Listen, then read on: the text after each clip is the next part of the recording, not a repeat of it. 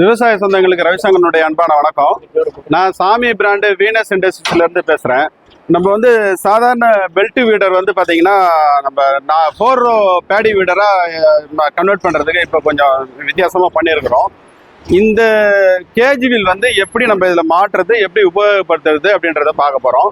இப்போ இதை வந்து பாத்தீங்கன்னா 4 ரோ ஓட்டுற மாதிரி தான் பிளான் பண்ணியிருக்குது. இது வந்து பாத்தீங்கன்னா நமக்கு 5 இன்ச்சு கேட்டிருக்காங்க கஸ்டமர். இவங்க திருவள்ளூர்ல இருந்து வந்திருக்காங்க. இவங்க 5 இன்ச்சு கேட்டிருக்காங்க. அதுக்காக வேண்டி 5 இன்ச்சு நம்ம இது பண்ணியிருக்கிறோம். பின்ன அது வந்து பாத்தீங்கன்னா நமக்கு பின்னாடி சப்போர்ட்டிங் வீல் தான். அது வந்து ஓட்டுறது கிடையாது. இதை வந்து நம்ம இந்த வீல் ரெண்டையும் கட்டிட்டு நம்ம இந்த கேஜ் வீல் மாற்றுறதுக்காக வேண்டி இந்த எக்ஸ்டென்ஷன் ராடுன்னு சொல்லுவாங்க. இந்த ஷாப்ட் எக்ஸ்டென்ஷன் ராடுன்னு சொல்லிட்டு பேரு. இதை மாட்டிட்டு இதுக்குள்ளார இதை நம்ம போட்டு போல்ட் நட் வச்சு அட்ஜஸ்ட் பண்ணி கரெக்டாக எவ்வளோ சென்டர் டிஸ்டன்ஸ் வேணுமோ அந்த டிஸ்டன்ஸுக்கு வச்சு லாக் பண்ண போறாங்க. இப்போ இதை போட்டு காமிப்பாங்க. இப்ப இந்த வீல்ல வந்து வசம் இருக்கு. இந்த வசத்துல தான் போட்டு நம்ம ஓட்டணும். முக்கியமா ஓடும்போது இந்த வசத்துல தான் போடணும். இப்படி போட்டீங்கன்னா என்ன ஆகும்னா உள்ளார பூமிக்குள்ளார போய் பூந்துக்கும், நம்ம மண்ணுல போய் ஏறிக்கும். இப்படிதான் போடணும். அது ஒரு முக்கியமான சமாச்சாரம். இதை வந்து எப்படி போட போறாருன்றத பாருங்க. வீலை கட்டணும். முதல்ல வீலை கட்ட போறாரு. வீலை கட்டிட்டு அந்த எக்ஸ்டென்ஷன் ஷாப்ட் போட போறாரு. ஏற்கனவே காட்டர் பின்லாம் கட்டி வச்சுட்டாரு. அதனால காட்டர் பின் இருக்கும். அந்த காட்டர் பின் கட்டிட்டு இதை போடுங்க. இந்த மாதிரி காட்டர் பின் போடணும். போட்ட பிறகு காட்டர் பின் போடணும்.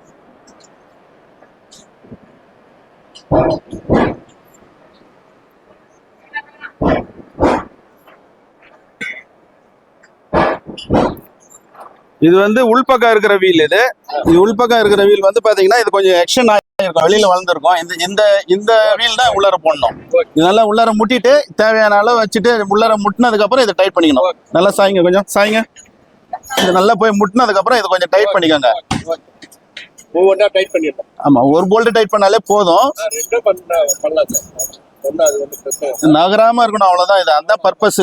இதை டைட் பண்ணிட்டு அடுத்தது வந்து அடுத்த வீல் உங்களுக்கு எவ்வளவு தூரம் வேணுமோ அவ்வளவு தூரம் கரெக்டா இந்த டிஸ்டன்ஸ் வந்து கரெக்டா வச்சுக்கோங்க. இன்னொரு வீல் தேவைப்படுதுனாக்கா இன்னொரு வீல் ஆட் பண்ணிக்கலாம். அதுக்காக தான் அது எக்ஸ்ட்ரா வச்சிருக்கிறோம்.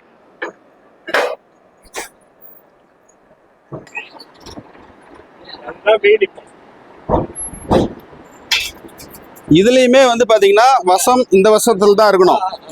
மாத்தி போட்டீங்கன்னா அதே மாதிரி குத்துற மாதிரி போடக்கூடாது. இப்ப இதுல இருக்கிற டெப்த் ராடை கட்டிடணும். அதை கட்டுருங்க. கட்டிட்டு அதுக்குள்ளார இதை போடணும்.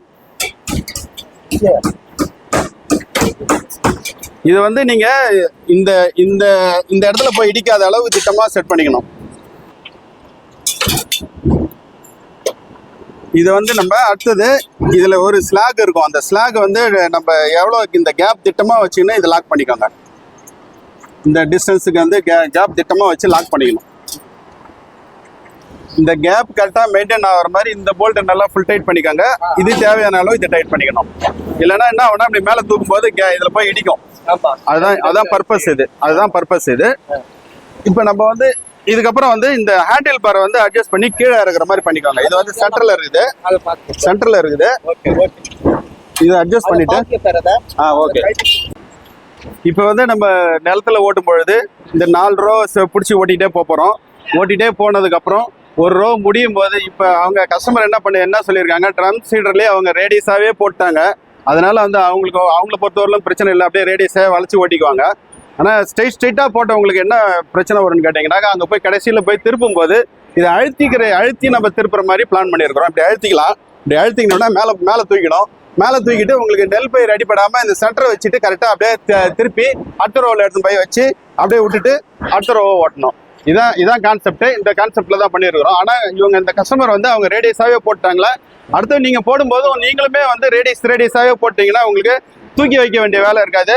அப்படியே ஒரு கடைசியில் வந்து ரேடியஸாக போட்டுக்கலாம். வரப்பு வாரம் அப்படியே ரேடியஸாக போட்டிருக்காங்க. அதே மாதிரி நீங்களும் பண்ணிக்கலாம்.